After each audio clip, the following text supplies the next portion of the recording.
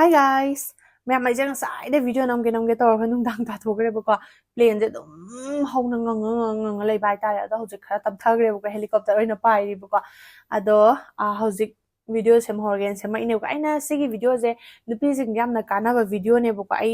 ai mamang da zum hagre da na ko haidi ai gi viewers sing je ko khambra 100% da ne ko 70% ni nupi oe ba ko aina analytics sing kan da ko adu na ai de nupi da kanaba video nga ta ne ba ko aina ayama semi sa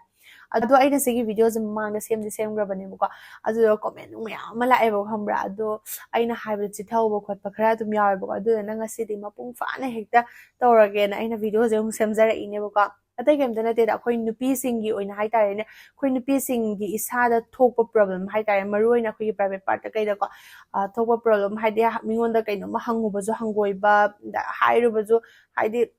akhoi isa da nungai jada ba ikai ba adugum ba phawi da na ko adugi maram gi ne bu ko si hai ko da myam khara dum khang ba yar amani bu ko aina ngasi share tau jar ke tau bone ko hai de adum akhoi gi vagina da season na ba product ama ko ado kai no hai kan da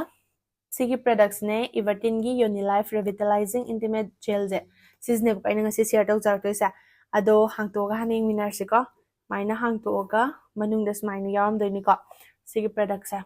ado sida leire smai to ko mai ko ta je amna nungshi bane hai tare ado magi kana basing se ai dum hire ke ba ko sigi gel je sizina kan da khoi gi vagina je chesin han mangam me ba ko haidi isam sam na hai kan da khoi nupi je dum normal delivery tawra ga di maril mayam chat khrine na tane ko elasticity mayam oi gi bado sigi gel sina restore to han mangam me ba ko aduga sida junate akhoi gi pelvic muscle se amna strengthen oi han bado adu do oi ba ko aduga Leisabi singna akhoi ju sizina ba ya bran hangak pa mayam ma yawe ba ko ado mi gaina dum lana khan ba hai tare ne ko haidi sije akoina elasticity oigi bado aduka restore tawna ba product ne khan gi bado adu khaki nate ko akoi gi vagina da infection thokpa aduga dryness oirakpa aduga hakachaba adugumba leidana ko marak ta dum yawbane ko infection nung thokpa ko adugumba da sizna ba yai ko haidi akoi gi hakachaba aduga dryness oibado adu fa halle ba ko adu akoi gi manam yamna chen ba leidana ko manam namthi ba haidi nupi je amaga mana de na trane ko fingau chat pa mi lei fingau chat ta mi lei adu fingau chat kan da zo adum manam yam chen ma fingau ju dum lei bane ba ko adu na manam nam thi ba da adugum ba su dum phan bane ko si je tai kan da haidi akoi gi sensitive intimate area se sigi gel se sizna yamna heal da wi ba do adu oye ba ko ado kamai sizna ni have du ai have it ang haijera ke ko si hang to pirani ai sta makhumam yaram bane ai gidi mangre ko sizinabada aina metlani to aina oigani ko machu ja ya ta gare duga smaina oi ko to yamna mon lawbado adu oi bane haide ke haini chanap to budo dum bodo oi da bane ko adu mon law es main tai kan da to ado si se tai bi ge hai ta ga di akoina nomada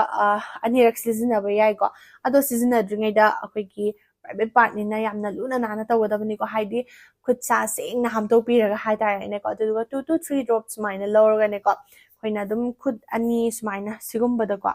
adum smaina dum lorga dum taibi bayani ko khoi vagina pan da ko tagre makha da mai dum taibi baya ado si je kamai na tai doin hai kana ne ko khoina nungai zabi hai tare ne ko squatting position hai de ningang phamaga or ko akoina comfortable loiba mawong da phamire dana ko aduduga kangdri fo hai tare ne smaina chupsan dripo absorb to dripo dum nan biyo boko aduduga chupsala kana loidoine sise normal ani dum tayare ko sigi product se karam kanda taiba yade hai kanda khoi gi period tori kanda di taiba su ya de ko aduga pregnancy ori kanda zu taiba su ya de dum kanda di taibi ga no sini aina haijaning ado sigi product se pambi ba yaw ga di ai description da link to loina ma hapcharam ge ba ko ado chaw dum to biro Leisabi khangde mo khangde loina mo sizna ba ya khoi gi vagina da thopa problem khuding mak to dum ayamba solve to buding ami da na ko aina hai gi ba maram sing do adudo isa da yaubiraga di hai tare ne ko problem sing do dum yaubiraga di se try to ga yeng biyo ai link to description hapcharam ge chaw to biro ko adong asigi di video je swai da loisalage mathangi video da thingnar se like subscribe to buka biram ga no aduga video se kana de do comment da habiram mo bye